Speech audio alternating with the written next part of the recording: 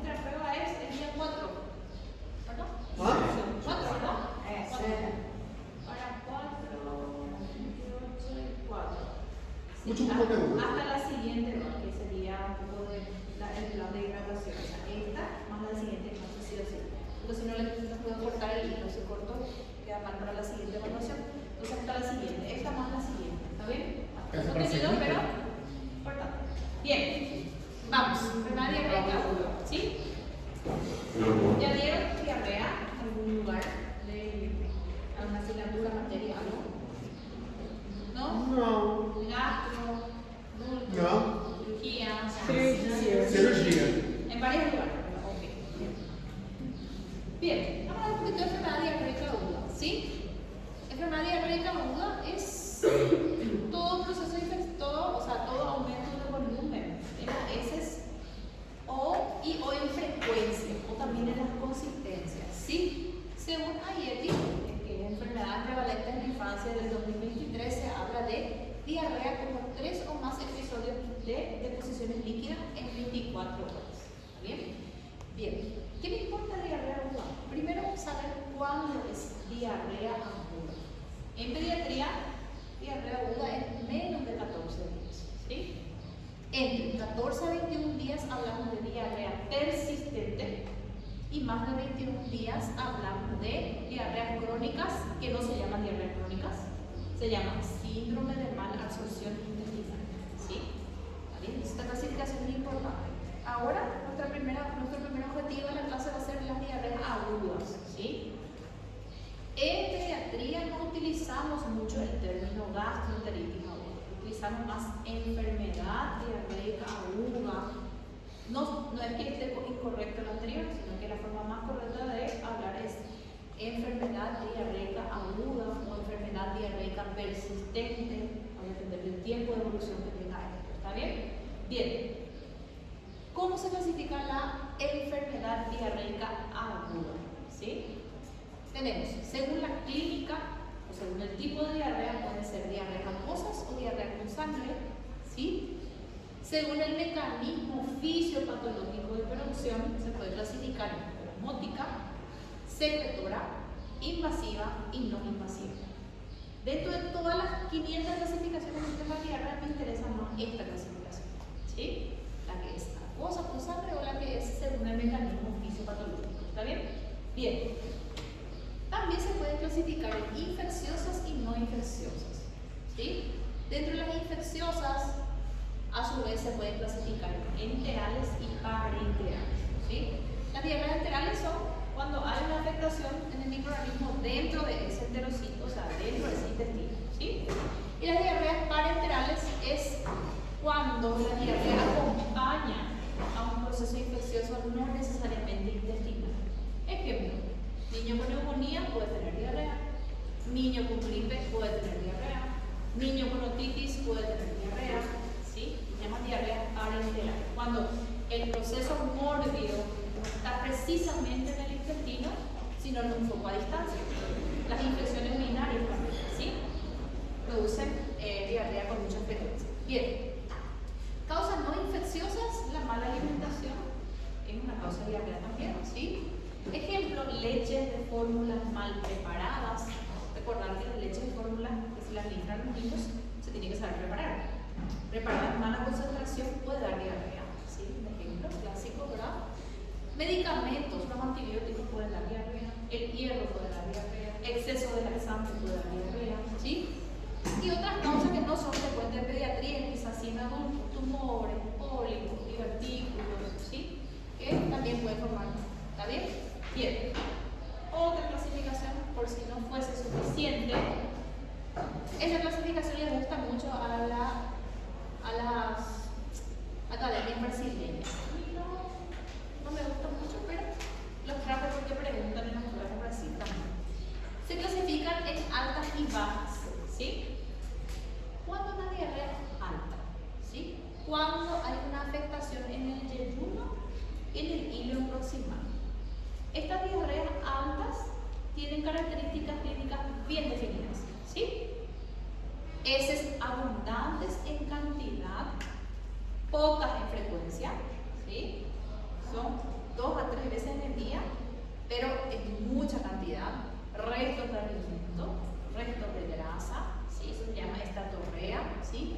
Y cursa con dolor abdominal de tipo recurrente, o sea, son las diarreas altas, ¿sí? Puede tener déficit vitamínico, ¿por qué? Porque se produce a nivel del yeyuno y el ilio proximal, que es donde se produce la absorción, ¿verdad? Entonces, sí, no hay una absorción, ahí hay un déficit alimentario. Ejemplo, algunas diarreas por Jarvik, ¿sí? Bien, las bajas son bajas cuando afectan el colon, ¿sí? Cursan con un cuadro clínico de disentería o disenteriforme. ¿Ya habrán escuchado la palabra disentería? Disentería son diarreas con moco, pus y sangre.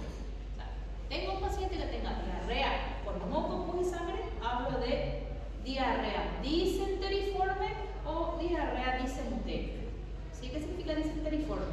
Parecido a la disentería, ¿verdad? Entonces, cuando esas diarreas tienen moco, pus o sangre, son de localización colónica. ¿Bien? Ok, estas son algunas de las clasificaciones nada más que traen para las diarreas.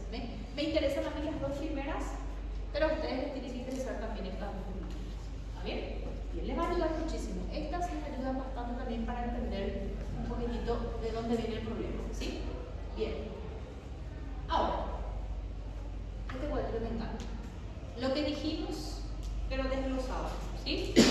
Bien. Diarrea aguda, menos de 14 días. ¿Sí? Diarrea persistente, 14 días y más. Bien. Dentro de las diarreas agudas tenemos las acuosas o con sangre. Es una clasificación muy importante. ¿Sí? Dentro de las acuosas tenemos las diarreas osmóticas y secretoras, que son diferentes. Y dentro de las que tienen con sangre tenemos las invasivas y las no invasivas. Vamos a ver un poquito la diferencia entre cada uno y cómo vamos a hacer para aprender todo esto. ¿Sí? Bien, este cuadrito es un resumen de lo que vamos a ir viendo más adelante.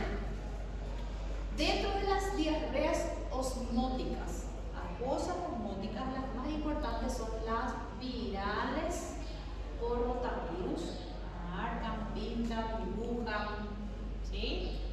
Las diarreas por bacterias, EC, vamos a ver qué significa EC, la Escherichia coli enteropatógena, Escherichia coli enteroadherente, tengo el siguiente slide que significa cada uno, no se preocupen. Dentro de las osmóticas, las parasitarias por Giardia también, me marcan, me pintan, me dibujan como más frecuentes, ¿sí? ¿Está bien? Ok. Dentro de las secretoras, ¿ven cuál es el agente etiológico más común? Las bacterianas. Dentro de las bacterias, el modelo es el cólera, ¿sí? Las diarreas por cólera. ¿Bien? Ahora, dentro de las con sangre tipo invasiva, la Shigella y la Salmonella marcan, pintan, dibujan, ¿sí? Como más importante. ¿Está bien? Vamos a ir viendo un poquitito cada uno. Bien, este cuadrito hay que aprenderse bien. Esto es lo que es más importante para entender un poquito de diarrea, ¿sí? Bien, estos serían los tipos de Escherichia coli con sus siglas para que puedan entender lo que significa cada uno en este cuadrito. Escherichia coli enteropatógena. Si ustedes se fijan en este cuadro, ven que prácticamente para todos los tipos de diarrea tenemos las Escherichia coli, ¿sí? Ahora, el serotipo de Escherichia coli da diferentes clases de diarrea. Ejemplo, la Escherichia coli enteroinvasiva, ESEI, que van a ver en el siguiente slide lo que significa, ven sus nombres, produce diarrea invasiva. Las Escherichia coli enteropatógenas producen diarrea osmótica, eso hay que saber. ¿Está bien? Voy mirando un poquito en qué consiste cada uno, ¿sí? Bien. Ahora, características fisiopatológicas. ¿Cuándo yo voy a diferenciar una diarrea osmótica de una diarrea secretora? Pregunto. ¿Les parece que va a ser importante diferenciar un tipo de diarrea osmótica de un tipo de diarrea secretora, siendo que todas son diarreas? Sí. Sí, ¿por qué? Porque el agente etiológico es diferente, ¿sí? Y entonces el tratamiento va a ser diferente. ¿Qué significa? Que tengo que saber diferenciar clínicamente cuándo es secretora, cuándo es osmótica, cuándo es invasiva y cuándo es no invasiva, ¿sí? Porque es lo que me va a determinar un tratamiento inicial para esa diarrea, ¿sí? Bien. Vamos a hablar por qué se produce cada una para entender un poquitito. Bien. Dentro de las diarreas osmóticas pintamos, ¿verdad? En el primer slide, como causas más frecuentes la desalimentación, las diarreas por rotavirus y las diarreas por Yardi, ¿sí? Bien. ¿Cómo se produce y por qué se produce la osmótica? Bien. El microorganismo en cuestión, cualquiera de estos, ¿verdad?, produce una afectación directa del borde en cepillo de las vellosidades. Recuerden ustedes que el intestino tiene lo que se llaman vellosidades, ¿cierto? En la superficie de cada vellosidad tenemos células, que son los enterocitos, ¿cierto? ¿Qué hace el microorganismo en la diarrea osmótica? Viene y afecta directamente la superficie de estas vellosidades. Limpia, barre, pule los enterocitos que están en la superficie de esas vellosidades. ¿Qué tienen esos enterocitos en su superficie? Tienen lo que se llaman disacaridasas, que son enzimas que degradan ¿qué? Disacaridasas, azúcares, ¿verdad? Entonces, ¿qué hace ese microorganismo? Llega, en este caso rotavirus, un ejemplo, afecta o pela el borde del cepillo de esas vellosidades, limpia las disacaridasas, no hay disacaridasas para absorber los carbohidratos, ¿sí? Los carbohidratos se quedan en la luz intestinal. ¿Y qué hace el carbohidrato con el agua? ¿Qué hace el carbohidrato con el agua? Estira hacia la luz intestinal y por eso se producen las diarreas osmóticas. Son osmóticas porque hay un aumento del poder osmótico en la luz intestinal. ¿Por qué un aumento del poder osmótico? Porque no se absorbe, ¿verdad? ¿Por qué no se absorbe? Porque se afectan directamente las vellosidades intestinales. ¿Bien? ¿Y qué consecuencia clínica trae eso? Diarreas como intolerancia, ¿sí? Pequeño volumen, pastosas, ¿sí? Y al final de esa diarrea expulsa un líquido que es muy ácido, que es lo que produce el llamado eritema perianal. El niño llega a la consulta con episodio de diarrea aguda, sacamos el pañal y vemos cómo vamos a encontrar la región perianal eritematosa. Y la mamá me dice, doctora, compré la crema más cara que me recetó el pediatra, compré la crema más cara que salió de L'Oreal o de no sé dónde, y le puse igual, está así, doctora. Con vergüenza la pobre madre llega a la consulta. Y en realidad no es por la crema, ¿por qué es? Por el contenido de la diarrea, para que produce gran eritema perianal. Entonces, niño con eritema perianal marcado en un proceso de diarrea, vamos a pensar siempre en la posibilidad de un mecanismo de qué tipo? Osmótico. ¿Se entiende? Bien. Secretoria, ¿sí? Es la forma más común de diarrea en la infancia, ¿sí? Generalmente se produce por toxinas bacterianas. ¿Ven? Primera diferencia. En el anterior era una afectación directa del virus o de la Yardia, ¿verdad?, al borde en cepillo. En este caso hay liberación de toxinas por parte de la bacteria. ¿Cuál era un ejemplo de diarrea secretora? Un ejemplo que vieron en el año anterior, el cólera, ¿verdad? Libera toxina, ¿sí? Afectan los canales de sodio y potasio. Se comienzan a liberar electrolitos de manera indiscriminada a la luz intestinal. Cuando se libera sodio, ¿qué acompaña el sodio? Agua. ¿Y qué se produce entonces? Diarrea. Otra diferencia entonces con la anterior, ¿quién va a producir más deshidratación? La secretoria. ¿Quién va a producir más déficit electrolítico? ¿Quién va a ser más grave y llevar a la mortalidad más rápido? Entonces, es importante conocer. No significa que la secretora no vaya a tener eritema perianal. Obviamente que si son diarreas de larga data, puede haber algo de eritema perianal. Pero recuerden, es uno más que el otro, ¿verdad? ¿Sí? ¿Entendido? Sí. Bien. Ejemplo modelo de diarrea osmótica es el rotavirus, ¿sí? ¿Está bien? Ya prácticamente ni necesitamos leer el cuadro clínico de rotavirus porque ya hablamos de producen diarreas osmóticas. Bien. Periodo de incubación, unos 7 días. Transmisión respiratoria, el rotavirus también tiene transmisión respiratoria. ¿Sí?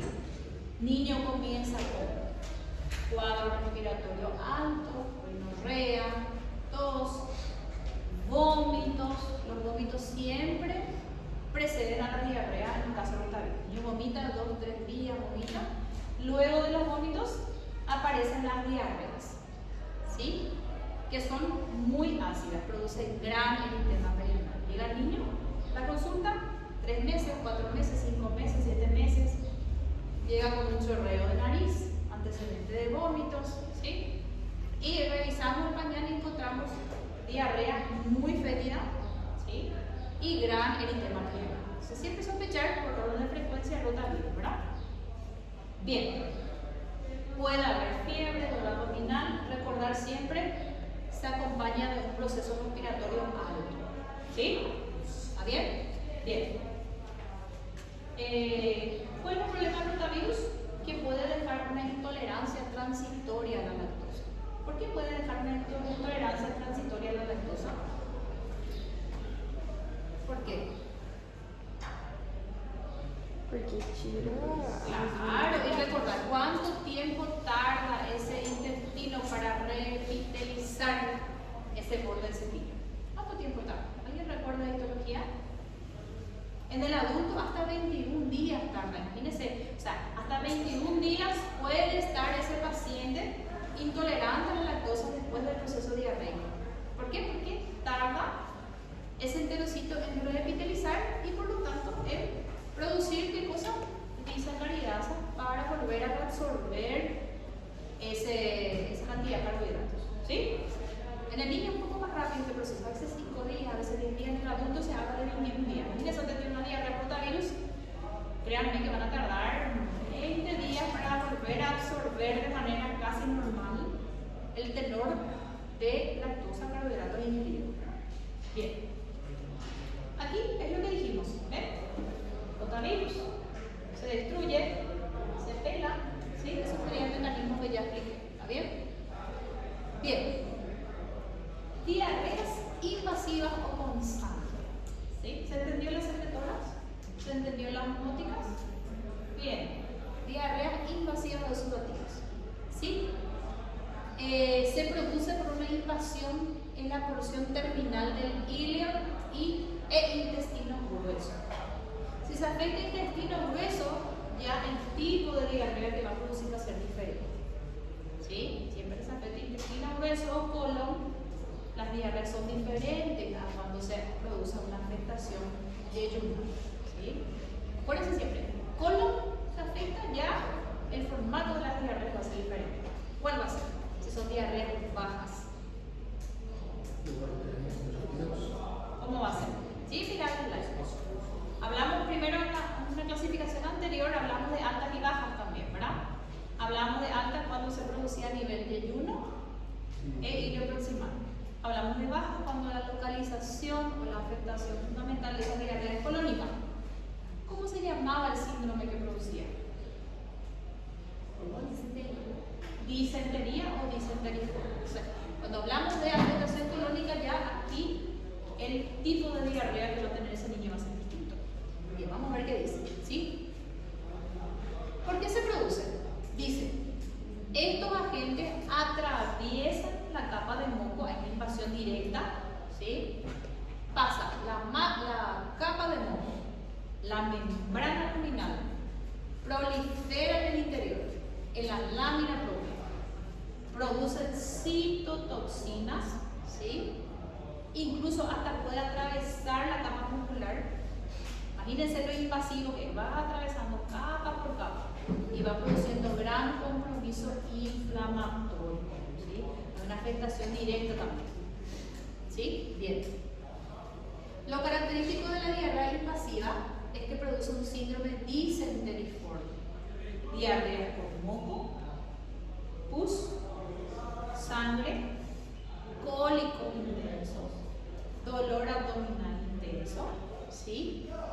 Y pujos y tenemo. ¿Qué significa pujos y tenemo? Pujos y tenemo. Pujo, ¿qué significa? Tenemo.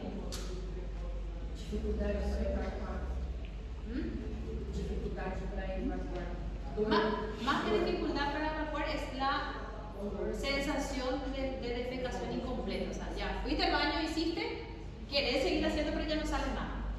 ¿Sí? ¿Por qué? Porque se produce un estímulo de ese colon que está prácticamente carcomido por el proceso infeccioso. ¿Sí? Bien. Puede haber fiebre alta, gran toma del estado general, ¿sí? Convulsiones muchas veces porque liberan toxinas, estas bacterias. Esas toxinas ya no son locales, como las diarreas secretoras, sino que ya son toxinas que pueden pasar a la circulación sistémica también. ¿Sí? Bien. Principales agentes es la Shigella. ¿Sí? Recuerden, diarreas invasivas, principal bacteria modelo, la Shigella. ¿Está bien? Dentro de la Shigella tenemos la disentería, la Flacneri, la Escherichia coli entero invasiva. ¿Sí? Si me van a mencionar Escherichia coli, tienen que mencionar el tipo de Escherichia coli. ¿Sí? Pero lo mismo, hay un tipo que produce un tipo de diarrea y otro que produce otro tipo. Bien. ¿Dudas con la invasiva? ¿Ninguna? Bien, sigo. Vamos a hablar un poquitito, bien rápido, de la shigellosis o la disentería bacila. Shigellosis o enfermedad diarreica aguda por Shigella, o también llamado disentería bacteriana, o también se le llama disentería bacilar. ¿Sí? ¿Por qué se llama? Porque es bacilo, bacilar de bacilo, ¿verdad? Bien. Se presentan en lactantes, generalmente encima de 6 meses. Lactantes, ¿verdad? Recordar que hay varias clases de Shigella, hay bastante información, ¿verdad? Dentro de estas 4 clases de Shigella, la más frecuente es la disentería. Shigella disentería, el nombre ya lo dice, produce una disentería, ¿verdad? Bien. Esta Shigella disentería, que es la bacteria modelo, así como el rotavirus era modelo para las osmóticas, ¿verdad? Aquí la Shigella es la bacteria modelo para las diarreas invasivas, produce lo que se llama el bacilo de Shiga produce una toxina que se llama toxina de Shiga. Esta toxina es súper potente, ¿sí? Tiene lo que se llama acción entero-neurocitotóxica. ¿Qué significa entero-neurocitotóxica? ¿Qué afecta? ¿Qué afecta? Entero-neurocitotóxica. Sistema nervioso e intestino. O sea, esa Shigella que afecta ese colon, penetra en la capa mucosa, penetra a nivel de ese enterocito, dentro de ese intestino, dentro de ese enterocito, libera una toxina que se llama ¿cómo? Toxina de Shiga. Esa toxina de Shiga pasa a la circulación sistémica, esto es muy interesante, se ve muchísimo en la práctica clínica, pasa a la circulación sistémica, aparte de afectar el intestino, va directo a afectar el sistema nervioso central y produce convulsiones. Por eso se llama toxina con acción entero-neurocitotóxica. Me preguntan muchísimo las pruebas en Brasil. Niño con diarrea con sangre, que viene a la consulta por fiebre y convulsiones. ¿Sí? No bien presente eso. Bien. Lo que dijimos, entra a nivel de la porción del híleo, colon, atraviesa la capa de moco, entra en el enterocito, libera toxina, ¿sí? Y pasa a la circulación sistémica con 3 funciones, ¿sí? 3 cosas producen. Diarrea primeramente secretora, comienza en la primera etapa a liberar gran cantidad de electrolitos, deshidrata bastante y luego produce diarrea con sangre, ¿sí? Produce también necrosis del endotelio de los vasos del sistema nervioso central. O sea, a partir de ahí que se produce el mecanismo de convulsión. Bien. Se acompaña de fiebre muy alta, gran toma de estado general, niño con diarrea con sangre, con fiebre de 40, persistente, dolor abdominal, muchas veces con convulsiones, que llega al servicio de pensar siempre en esta posibilidad de error. ¿Está bien? Bien. ¿Dudas hasta aquí? ¿Dudas con esto? Y muy importante conocer este mecanismo fisiopatológico para poder entender después el tratamiento que hay que hacer. ¿Está bien? Bien. Esto ya lo hablamos. Diarrea de líquidos abundantes. Puede provocar deshidratación en su inicio. Primero comienza como una secretora.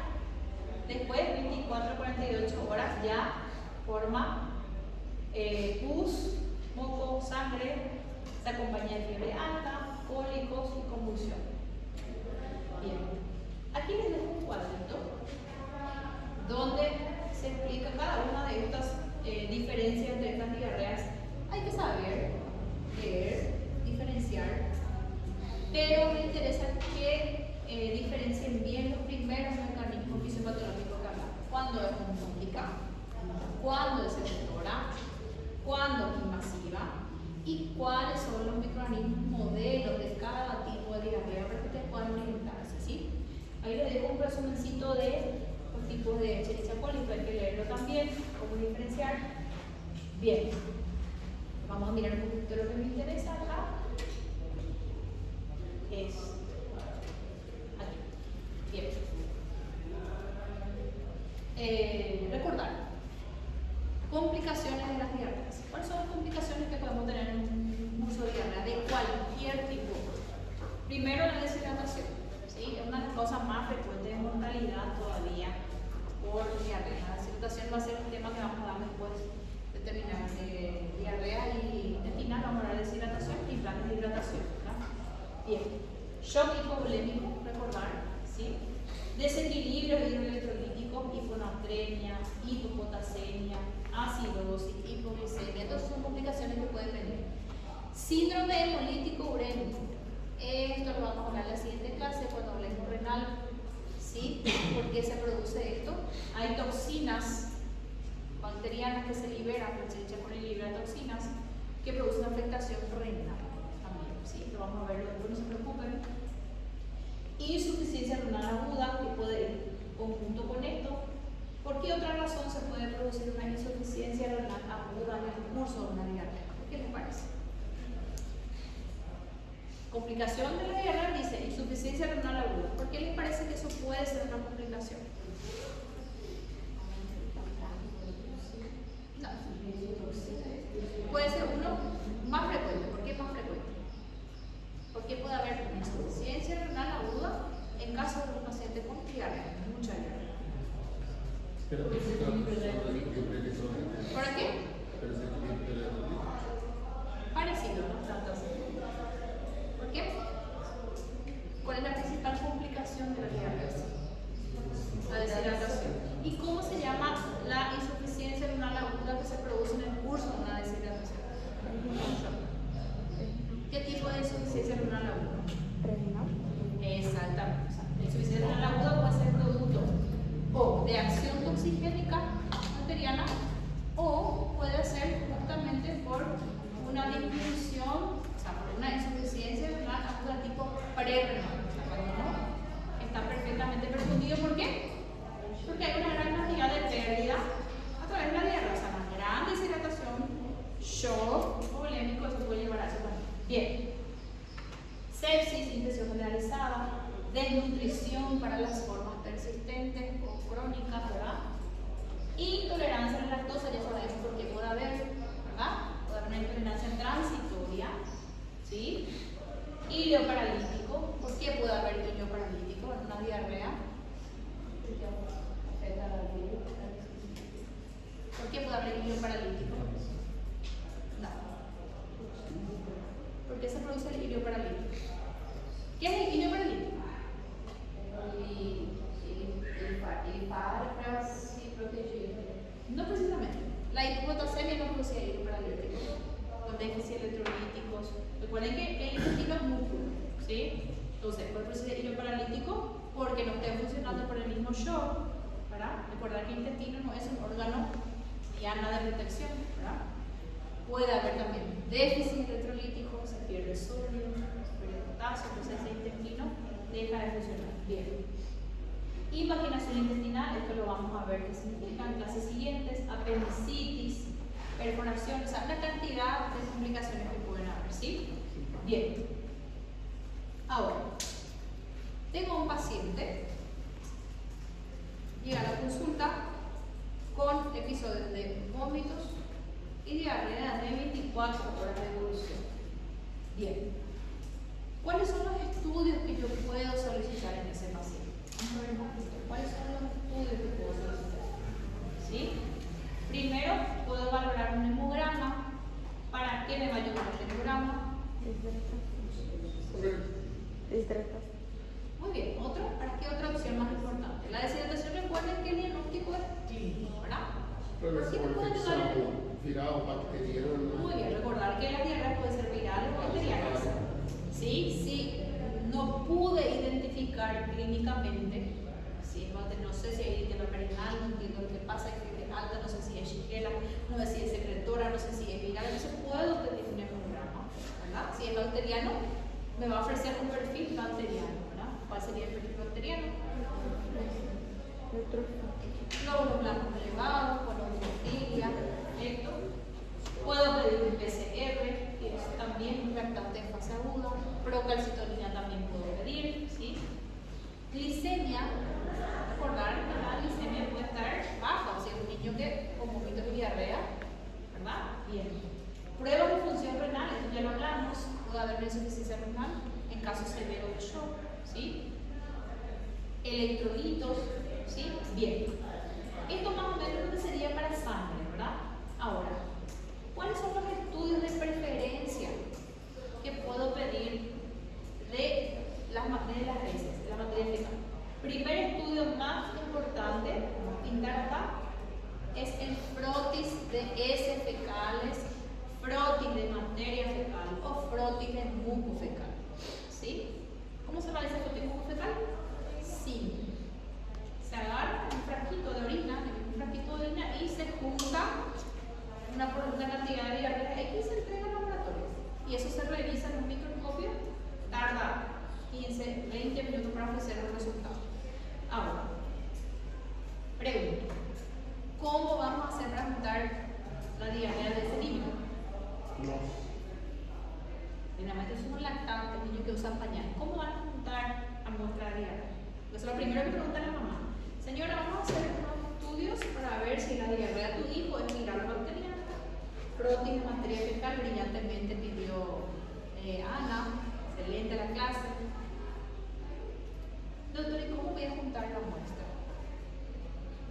¿Cómo les parece que esa mamá puede juntar esa muestra? Si es un niño grande no hay problema, porque de última va y, ¿verdad?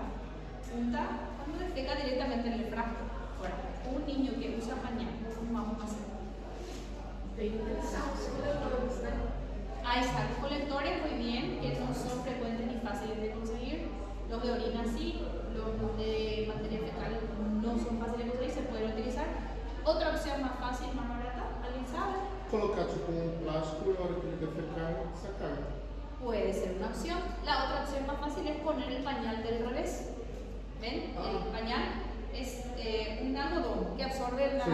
Entonces del otro lado es plástico. Entonces se puede poner de revés. ¿Me sigue la idea? Sí.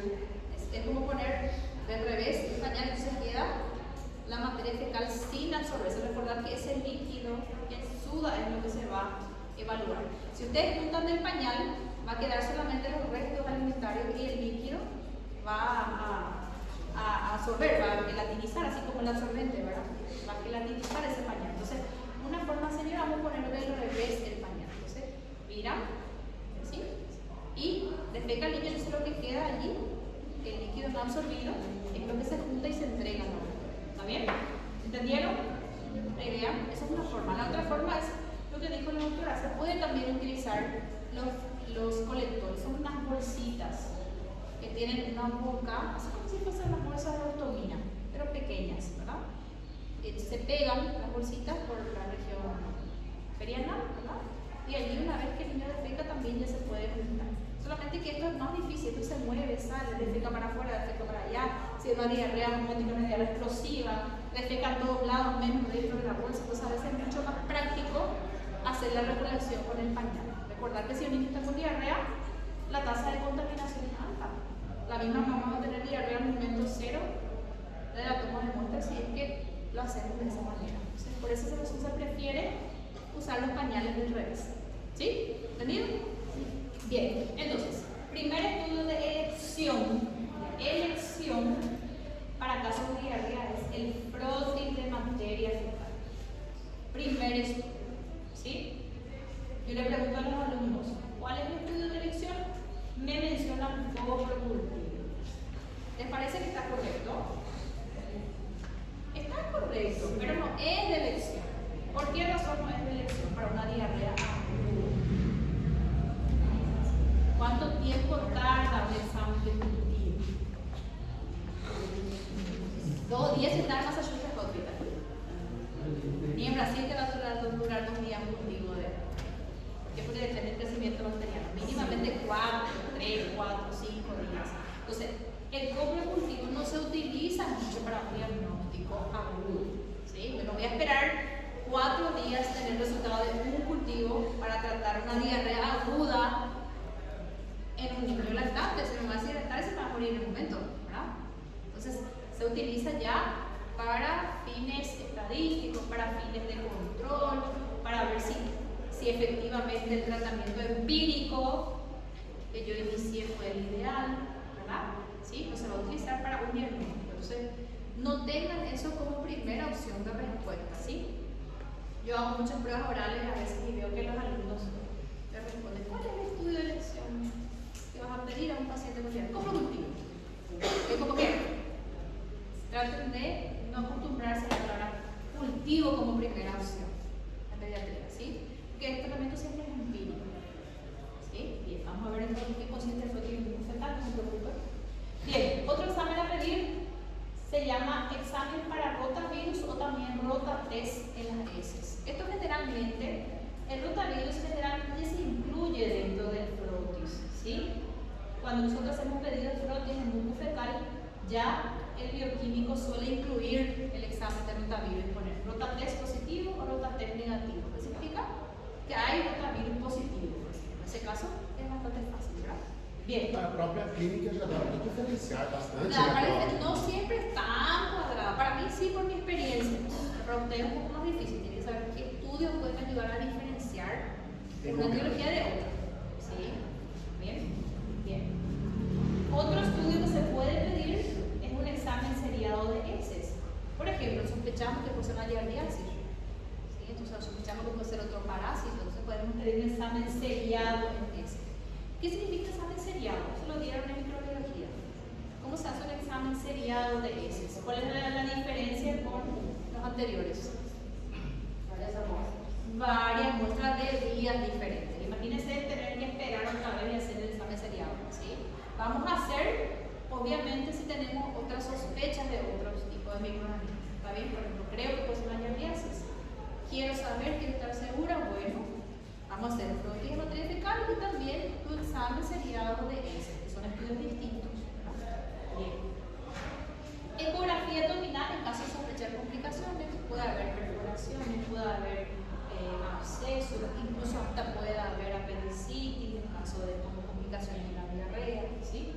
Bien. Hemocultivo, recordar que las bacterias pueden producir bacteriemias. Urocultivo, ¿sí? ¿Por qué urocultivo? ¿Por qué les parece que vamos a hacer el examen de orina si es que tenemos pacientes con diarrea? Recordar que las diarreas también pueden ser parenterales también, ¿verdad? Un niño con infección urinaria puede también hacer diarreas. Muchas veces buscamos en la diarrea el problema cuando en realidad también se encuentra en otro lugar, ¿verdad?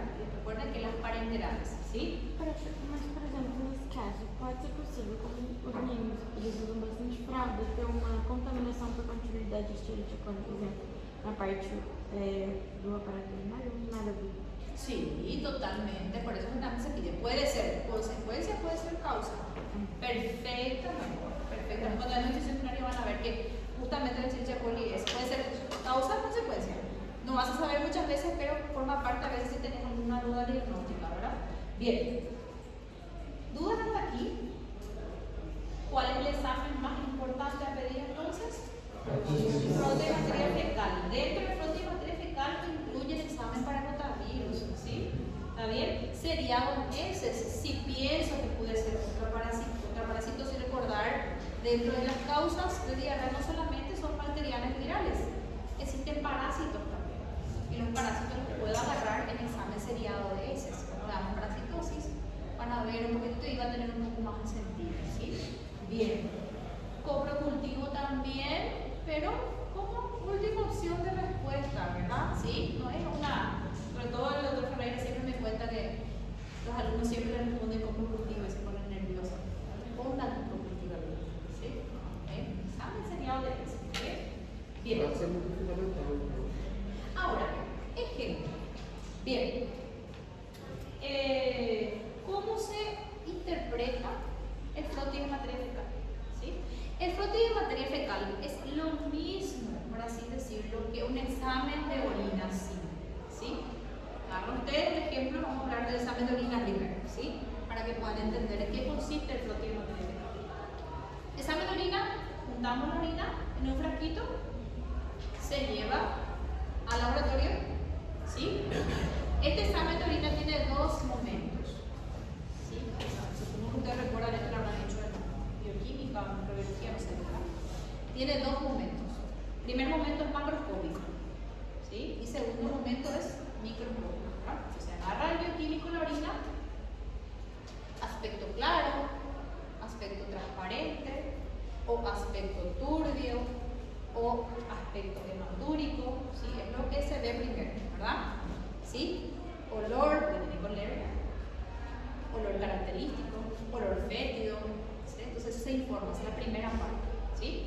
Ahora, se toma después un poco de orina, se pone en el microscopio y ahí se observa la parte microscópica, ¿sí? En esa parte microscópica de orina, ¿qué voy a observar primero? La presencia de leucocitos, ¿verdad? ¿Sí? O sangre, ¿sí? O hematíes, ¿verdad? Bien. La orina puede tener leucocitos. Pregunto, ¿puede tener leucocitos? Sí, existe un límite normal. ¿Hasta cuánto es leucocito normal en orina para un adulto? Hasta 5, muy bien, exactamente. Pediátricamente entre 5 y 10 para orina, se me acuerdo, no es muy difícil orinar. Hematíes puede haber en un examen de orina de un adulto. Estamos hablando de adulto porque se supone que ya dieron un adulto, ¿verdad? Hasta 5 o 10 también, básicamente. A veces hematíes un poco más, ¿verdad? Entonces, todo eso se informa en la parte microscópica de la orina. Bien. Ahora, ¿cómo se hace el frotis de materia fecal? La misma. Se junta la materia fecal del niño, ¿sí? ¿Me siguen la idea?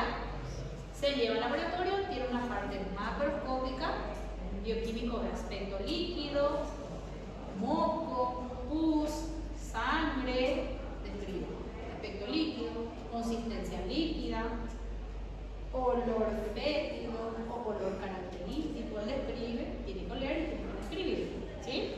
Bien, parte microscópica. Toman una muestra de las heces, de ese líquido, por eso es importante que vaya el líquido, de esa diarrea, pone sobre un cubre portaobjeto y va a buscar lo mismo, ¿sí? ¿Qué va a buscar? Leucocitos y hematíes. Bien, vamos a mirar qué dice. Primera parte se describe características, ya dijimos, consistencia, olor, si es diarreica, si no es diarreica, no diarreica, porque la mamá puede decir que tiene diarrea todo el día en la casa. Ustedes le dan un pedido y dicen no diarreico, que la mamá mienten a veces, todo eso es describe el bioquímico. Sí, ahora, en las características microscópicas la presencia de leucocitos. Valor normal hasta 20 leucocitos por campo, ¿sí? Si yo tengo un examen de materia fecal, hasta 20 leucocitos por campo en materia fecal. O sea, si yo tengo leucocitos 5 en una diarrea, me habla de que no es bacteriano o que no es infeccioso, que puede ser una característica normal, ¿verdad? Ahora, valores por encima de 20 sugieren etiología bacteriana o inflamatoria. ¿Entienden? Entonces, tengo 15 a 20 minutos ya para saber si mi diarrea es bacteriana o no. ¿Saben lo rápido que se puede tener un diagnóstico? Hematíes, valor normal hasta 10. Pueden acostumbrarse perfectamente entre 20 para ambos, para que les sea un poco más fácil mentalmente. Para mí no hay ninguna diferencia, entre 10 y 20 no hay hay nada y que pueden acostumbrarse. Bien, ejemplo de resultado, ¿sí? Este es un examen real, así como vienen los exámenes, ¿verdad? Consistencia blanda, color amarillo, olor característico, ¿sí? Leucocitos no se observan, hematíes no se observan, parásitos y vermes no se observan. Si acá el bioquímico ve Yardi, ya escribe: observo quistes de Yardi, observo quistes o huevos de tal parásito. ¿Sí? Ya ustedes pueden tener una aproximación diagnóstica en esto, ¿sí? Rotavirus negativo. Entonces, esto es un examen de una materia fecal, proteína y materia fecal. Ahora, si yo tuviese, por ejemplo, consistencia líquida, ¿sí? Color verde, ¿sí? Olor fétido, leucocitos más de 50 o más de 100 por count, hematíes más de 100 por count, rotavirus negativo. ¿Qué etiología me va a sugerir esa diagnóstico? Que sea bacteriano, o sea, así funciona. Entonces es el estudio que más rápido pueden pedir para el diagnóstico. ¿Entendido hasta acá? ¿Sí? Bien. Aquí atrás, estos, vamos a mirar ahora uno atrás, ¿sí? Estos para diferenciar el cuadro clínico de cada uno, ya hablamos la chiquera, que es la más importante. Acá hay un cuadrito diferencial. Dentro de la disentería, ¿sí? Recordad qué es disentería. ¿Disentería qué es? Exactamente, bien. Dentro de esa disentería hay dos clases. La más importante y la que más me interesa que manejen es la disentería. ¿Por qué, agente etiológico? Shigella. Perfecto. Diferenciar, manejar, vamos a ver el tratamiento después cuando hablamos de antibióticos, no se preocupen. Diferenciar primero cuándo Shigella, ¿verdad? Y cuándo no. Existe otro tipo de disentería también, que es la disentería amebiana, que se produce por la ameba. ¿Cuál es el nombre más fashion de la ameba? ¿Cuál es el nombre de la ameba? Ameba le digo, ¿verdad? Ameba le decimos. ¿Cuál es el otro nombre de la ameba? ¿Alguien recuerda de parasitología? ¿De microbiología? Ameba, ¿el otro nombre?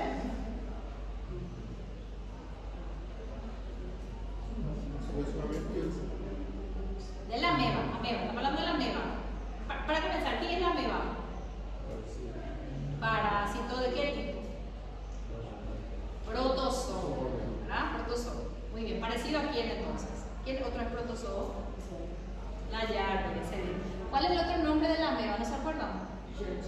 Entamoeba ectolineta, ¿verdad?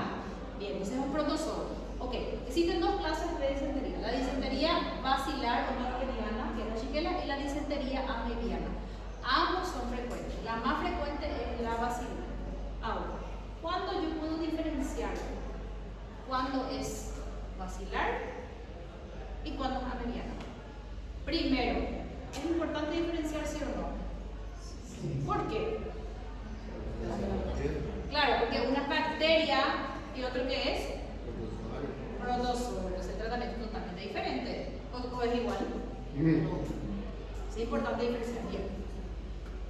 Generalmente la disentería basilar, ya saben ustedes, cuadro clínico brusco, fiebre alta, convulsiones, decaimiento del estado general, diarrea con sangre, ¿sí? La disentería mediana generalmente no tiene convulsiones, ¿sí? Las diarreas, las fiebres de baja intensidad, no tiene tanta toma del estado general, ¿sí? La disentería se da en brotes epidémicos. Hay una disentería, generalmente hay un colectivo de personas infectadas. La disentería mediana es un cuadro clínico único, ¿sí? El modo de comienzo de la disentería es brusca, el otro es insidioso. La disentería basilar produce pocas heces, pero en alta frecuencia, ¿sí? Los pufos y tenismos son más frecuentes en la disentería mediana. No hay convulsiones en la mediana, y el examen de heces se ve trofosodito se observa directamente en un parásito en el linfocito fecal, ¿sí? Coprocultivo no se realiza porque no es bacteria, ¿verdad? Y el cuadro clínico de la MEG es diferente. La disentería mediana no produce fiebre alta, no produce decaimiento del estado general, solamente produce diarreas con moco, pus y sangre y son episodios aislados. Es importante diferenciar eso. Obviamente que igual voy a pedir ese frotis. Gracias, Luis. Ese frotis es materia fecal para diferenciar, ¿verdad? ¿Entendido hasta acá? ¿Dudas? Ninguna. Están centrados. Y es que se me gustó poner tomar agua y seguir, ¿vale? Qual a próxima? ¿Eh? Próxima cidade da estação? No, voy a dar primero